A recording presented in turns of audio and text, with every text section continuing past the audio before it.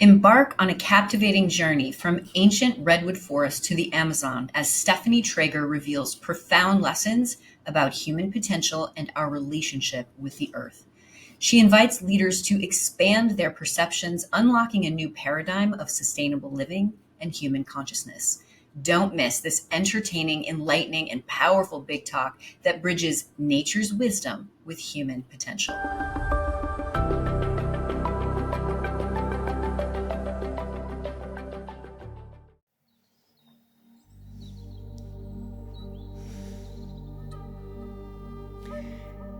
There is so much more happening in the invisible.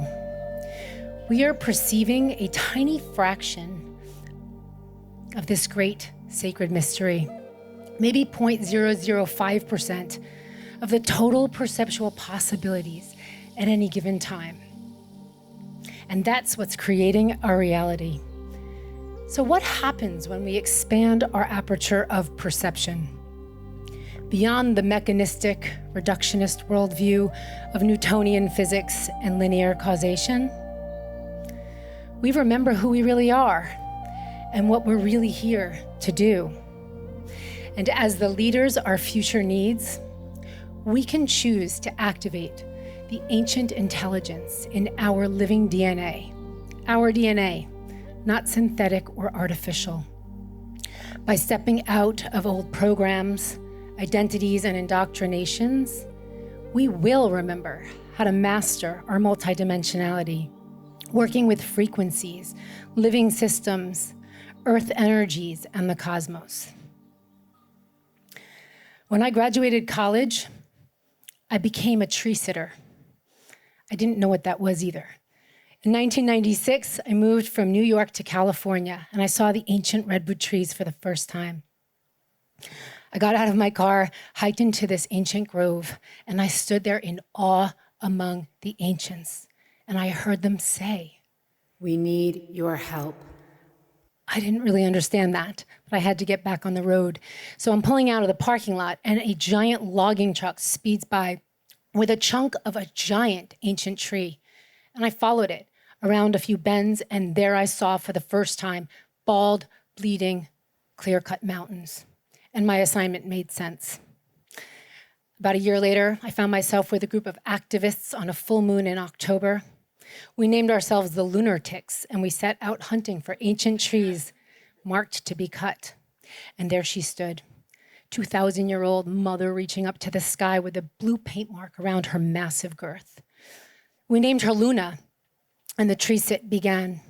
As tree sitters, we built platforms high up in these trees, and we lived in them so they couldn't be logged.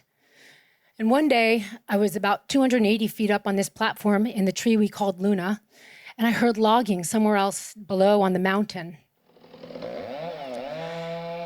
You could feel the anxiety.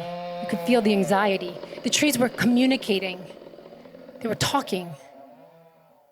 And they cried.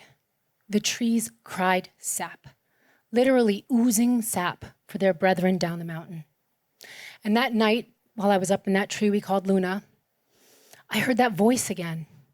"You can harness the ancient intelligence from the trees, but we must not be cut." And that was not going to be the last time I heard that. About a year later, my friend who was in that tree with me, David Gypsy Chain, was killed by a logger in the woods. And I became a lawyer, seeking justice for Gypsy and to end the destruction of these ancient places and people, because I knew that one day we would realize that we would need to access their intelligence to remember ours. And then I burned out on activism. In 2005, I took a job in corporate litigation on the defense side in Midtown Manhattan. Cognitive dissonance, yeah.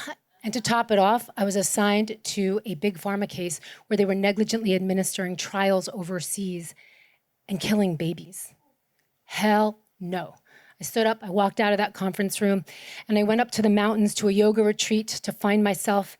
And instead, I had a car accident, which resulted in a head injury and a concussion that lasted for 2.5 years.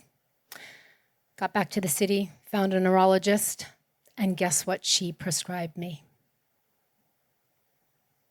The drug that was killing babies. The oracles of synchronicity spoke loud and clear. This is not who you are. A few years later, I was still in immense pain, and I was ready to end my life. And I opted for a trip to Ecuador with a group of herbalists. We were traveling around the country, learning from different healers. And the last minute, we got an invitation. And the next thing we know, we're 4 hours into an 8-hour journey up a windy jungle river in the Amazon. And we entered this mythical vortex. Everything was giant, glowing, and alive. And we arrived at this village where we were greeted by a humble Ashuar medicine man, Don Juan. And he apologized profusely. He couldn't sit with us and teach us as planned. He had sick people he had to heal in the village. And so he invited us to sit around the periphery of the Maloka, the healing hut. And he's healing people all night long. And in the middle of the night, he looks at me and he comes over. He did that 3 times. Nobody told him about the concussion. Yet there, under a billion twinkling stars, in this symphony of jungle songs, I received that healing, and the concussion was gone. In the morning, the community sat us down and told us that Ecuador had just sold this land to a Canadian mining company. We were sitting on the largest copper reserve in the equatorial belt.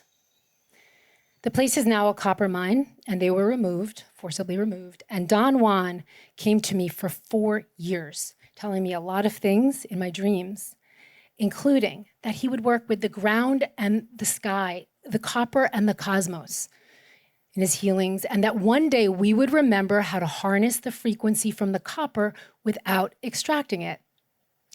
Again, 6 years after that, in 2018, I'm back in Ecuador. This time I was in a place called Yasuni National Reserve. This area had just been opened up for oil exploitation by the government. And we were staying at a biological reserve, an island of pristine jungle surrounded by oil encampments, methane flares, and loud generators.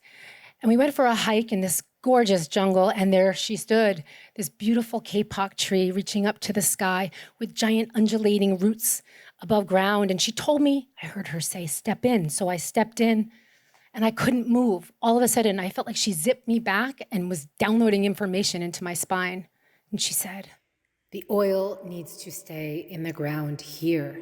It calibrates the frequencies for this living system. and I felt the oil. I could feel it rushing underneath the ground there. And then she said, You can harness the frequencies from oil without extracting it. Energy is free. and then again in 2023, I was in Colombia visiting with the Kogi people, an ancient civilization. They're so connected. And their mamos are their shamans, they're spiritual leaders. And I said to Mamo Alejandro, what is your vision for the future? And among other things, he said, the coal needs to stay in the ground here. It's not about carbon in the atmosphere. The coal is balancing the electromagnetic waves under the ground here. And that we will remember how to harness the frequency of coal without extracting it. And he said, as we're extracting the organs of the mother, she's shriveling up. And if we don't wake up now, it's human extinction in 15 years. Ancient trees, the copper, the oil, the coal, it's clear there's a message to convey. So as the leaders our future needs, the wayfinders at the bow of the ship, what if we can harness these frequencies without extracting them? We can when we expand our aperture of perception about who we think we are and what we're really here to do.